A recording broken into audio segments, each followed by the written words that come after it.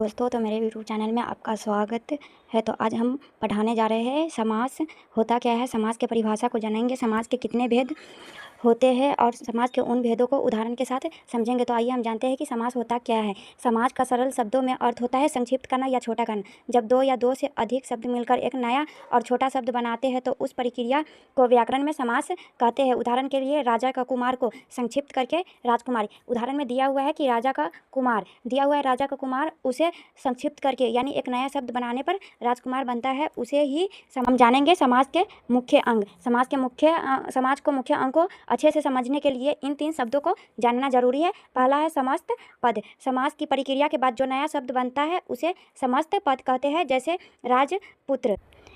पूर्व पद और उत्तर पद किसे कहते हैं उसे हम समझेंगे। समस्त पद के पहले शब्द को पूर्व पद और दूसरे शब्द को उत्तर पद कहते हैं। उदाहरण के लिए राजपुत्र दिया हुआ है, जो दो इसमें राज और पुत्र दो शब्द है, यानी राज जो है वह पहला शब्द है और पुत्र जो है दूसरा शब्द। यानी पहला शब्द को पूर्व पद कहेंगे और दूसरे शब्द को उत्तर पद कहते हैं।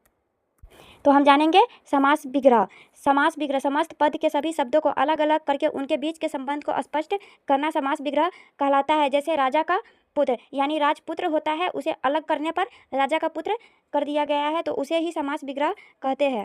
समास के 6 भेदों का वर्णन हम करेंगे। समास के कितने भेद होते हैं? तो 6 भेद होते हैं। पहला अव्ययीभाव समास। जिस समास का पहला पद अव्यय, जिसमें लिंग वचन के कारण बदलाव न हो या उपसर्ग हो और वही प्रधान हो, उसे ही अव्ययीभाव समझेंगे। यानी कि साधारण भाषा में अव्ययीभाव समास को समझने का एक सिंपल तरीका है, जो उपसर्ग से हम पहचानेंगे कि वह अव्ययीभाव समास है। अव्ययीभाव समास का उदाहरण है शब्दों के शुरू में आ, यथा, प्रति, हर, भर, अनु, बे आदि लगा रहता है। उदाहरण में प्रतिदिन यानी प्रत्येक दिन, आजन्म यानी जन्म से लेकर भरपेट, पेट भरकर, यानी जो प्रति जो इसमें प्रतिदिन जो है प्रति उपसर्ग हो जाता है, आजन्म यानी आ जो होता है उपसर्ग हो जाता है, भरपेट यानी भर उपसर्ग हो जाता है, उसे ही अव्ययीभाव समास कहते हैं। तो दूसरा हम समझेंगे तत्पुरुष समास। जिस समास में उत्तर पद प्रधान होता है और दोनों पदों के बीच कारक विभक्ति। तत्पुरुष समास को सबसे आसान तरीका है समझने को, हम कारक से पहचानेंगे कि कारक के 8 भेद हो, कारक के 8 चिन्ह होते हैं, लेकिन हम कारक के चिन्ह से समझेंगे कि वह तत्पुरुष समास है। जैसे कि कारक चिन्ह है को, से, के लिए, का, की, में, पर का लोप हो जाता है। इसके 6 उपभेद होते हैं कारक के नाम पर, उसे ही तत्पुरुष समास कहते हैं। तो आइए हम जानते हैं तत्पुरुष समास का उदाहरण। गगन, गगनचुंबी यानी गगन को चूमने वाला, इसमें को जो है कारक आ जाता है। मन चाहा यानी मन से चाहा हुआ, या इसमें जो है से करण हो जाता है। करण मतलब करण कारक से इसको विभक्ति किया गया है।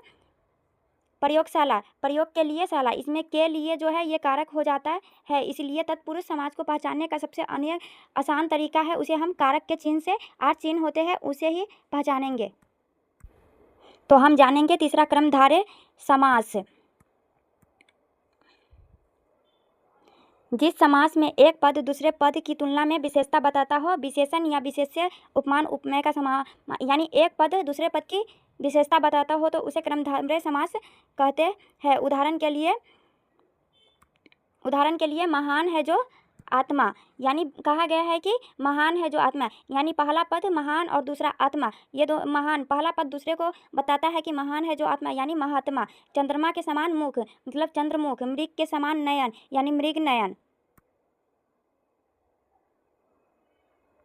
दुगु समाज को समझने का सबसे आसान उदाहरण है, यानी कि हम दुगु समाज को समझेंगे संख्या के आधार पर, यानी 9 रतन यानी 9 जो है संख्या है। सप्ताह यानी 7 दिनों का समूह, 7 हो जाता है संख्या। तिरंगा 3 रंगों का समूह, यानी तिरंगा जो है वह 3 रंगों का समारोह होता है, यानी 3 जो है वह एक संज्ञा है, उसी से हम पहचानेंगे द्विगु समास को। पांचवा समास का हम द्वंद्व समास को समझेंगे। जिस समास में दोनों पद प्रधान हो, दोनों एक दूसरे के विपरीत या पूरक हो, इनके बीच अक्सर चिन्ह डैश लगा होता हो या लगा होता है, सुख दुख, यानी इस तरह का जो डैश लगा होता है उसे ही द्वंद्व समास कहते हैं। तो हम समास के लास्ट भेद को समझेंगे। बहुव्रीहि समास किसे कहते हैं? इस समास में आए पदों में से कोई भी पद मुख्य नहीं होता है।